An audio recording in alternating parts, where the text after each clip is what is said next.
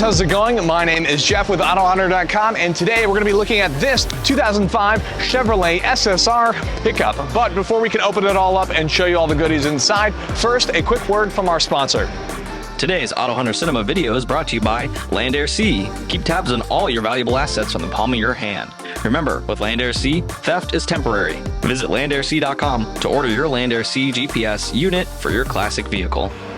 So today I'm standing in front of a 2005 Chevrolet SSR pickup. This is about a mid-year production truck, as production for the SSR actually started in 2003 when the car was first equipped with a 5.3-liter LS-based engine. Now the car you see here is actually finished in an asphalt black with a black interior as well. And these are really cool pickup trucks. If you don't know, these are actually convertible pickup trucks. They're hardtop convertible, so you can flip that back off. It's really cool because it features very retro-futuristic hot rod styling on the exterior, including these large fender flares, which are very similar to what you might find on the late 1940s Chevrolet Advanced design. And that's where a lot of the inspiration for the retro-futuristic look that you see here on the exterior. And a fun story, when GM was designing this and adding the big fender flares, they actually had to relearn the process for deep molding for things like these fender flares, as due to not producing anything with that technology for decades, the art was sort of lost. So technology had to be relearned in order to produce the wide fender flares inspired by 1940s vehicles. Now, earlier I had mentioned that the earlier trucks in 2003, 2004 came with a 5.3-liter LS-based engine. But inside here is the 6-liter LS2. And it's more exciting than that, because as we come in here, go ahead and find the hood latch and open this up.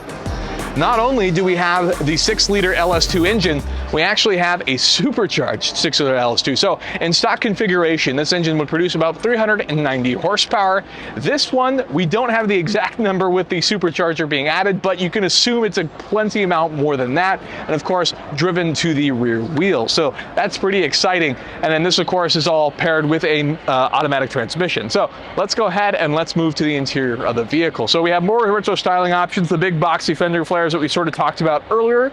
But moving to the interior, we have our automatic transmission, along with some SSR stitched seats, and of course a nice retro-futuristic interior that's consistent with other vehicles of the time, inspired by various other automobiles and retro styling options, which I think it looks gorgeous. It's quirky in a fun way, and it just looks really good in my opinion. So enjoy that. Now, one of the things you'll notice is a lot of the features on this car are actually all powered components, as these were essentially fully loaded trucks when they came equipped from the factory. So they had all the best options, power seats, power everything. So one of the things you'll notice is right here, you actually have some of the lines for that hardtop convertible, and you can see that the back flap opening that initial convertible door is actually open right here. So all of this would fold back into the back part here. Now, obviously the tonneau cover was another piece of equipment that came standard with the truck, and then we had a little wing on the back and some more sort of retro styling, and you can even see some hints of things like the Chevy Cobalt and some other components in the back here with this awesome twin exhaust and some big meaty tires in the back to sort of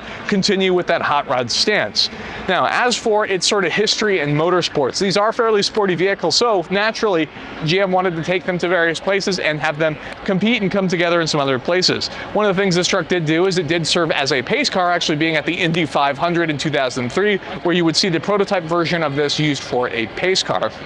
Another interesting movement was for the Bonneville Salt Flats.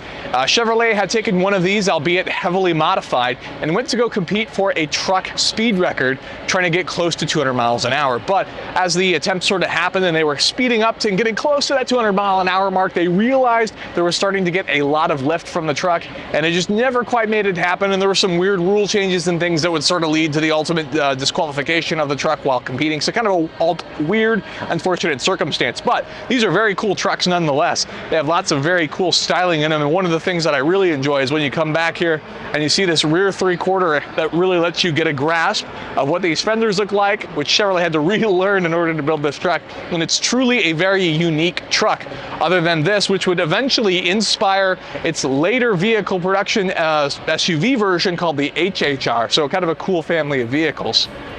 But if you're interested in purchasing a collector vehicle for yourself, be sure to check out AutoHunter.com, which is our online auction and features new cars going live every weekday. And if you like the video, throw us a like. We'd really appreciate it. And get subscribed, as we produce videos like this regularly. With that, thank you so much for watching, and I'll see you next time.